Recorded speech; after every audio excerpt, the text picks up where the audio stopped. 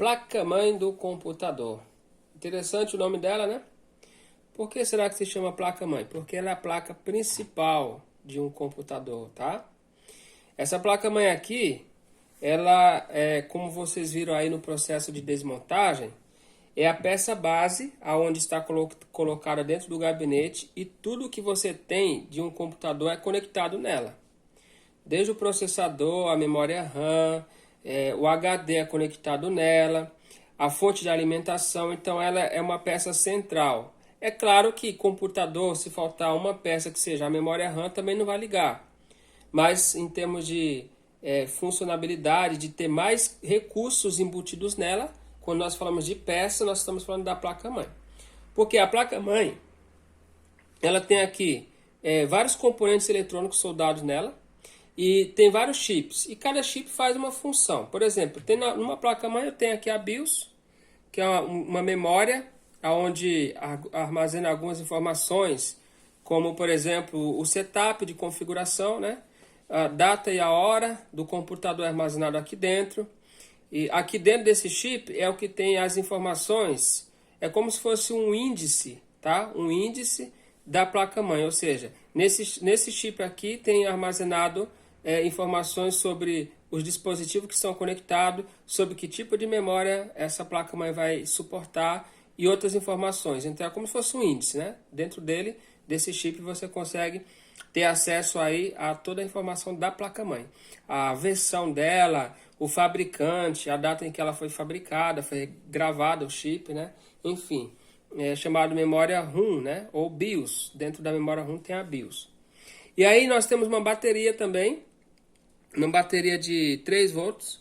Essa bateria aqui mantém algumas informações aqui dentro. Quando você percebe o computador atrasando a data e a hora, ou quando você desliga o computador e você liga, voltou lá para, sei lá, vários anos atrás, a data e o calendário do seu computador, está na hora de substituir a bateria. É bem fácil de trocar ela. Vamos ver se ela está fácil de soltar aqui, ó. Tem uma alavanquinha. Você puxa a alavanquinha.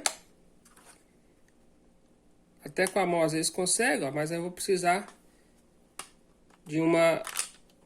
Aí, ó, nem precisei de auxiliar nenhum. Às vezes você precisa de uma chavezinha para fazer uma alavanquinha. Mas só o fato de soltar aqui, ó, eu já consegui ter acesso a ela, tá? Essa bateria, ela tem 3,5 volts, como dito. E aí tem um lado certo também. Antes de tirar, observa, né? Porque tem um lado positivo e um lado negativo. Aí você coloca na mesma posição que você tirou. Travou. Pronto, você substitui a bateria, corrige a data e a hora do seu computador e se a placa mantiver tudo ok, vai fixar. Algumas vezes você troca a bateria e a data e a hora continua atrasando, voltando.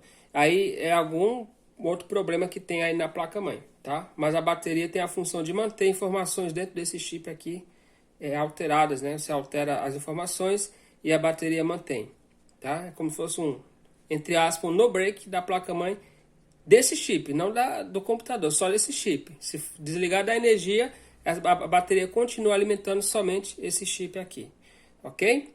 E aí você tem os conectores, né? O conector da fonte, o da fonte ATX, você tem conector também aqui, uma energia que auxilia aí o processador.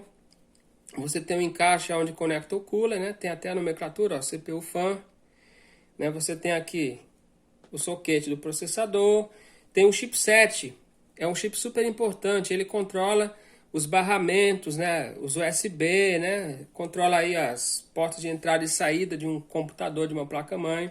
Esse chipset aqui, ele é um chip muito importante, né, e às vezes, dependendo de quão sujo está dentro do computador, ou se você fechou muito, né, o computador, você colocou num lugar muito fechado que não tem circulação, além do processador gerar calor, o chipset também gera muito calor. E aí ele trabalha muito quente, pode às vezes travar a máquina ou acontecer alguma outra coisa do tipo, tá? E também soldado nela já tem aí, como você já viu, onde você conecta o monitor, o mouse, teclado, cabo de rede, etc.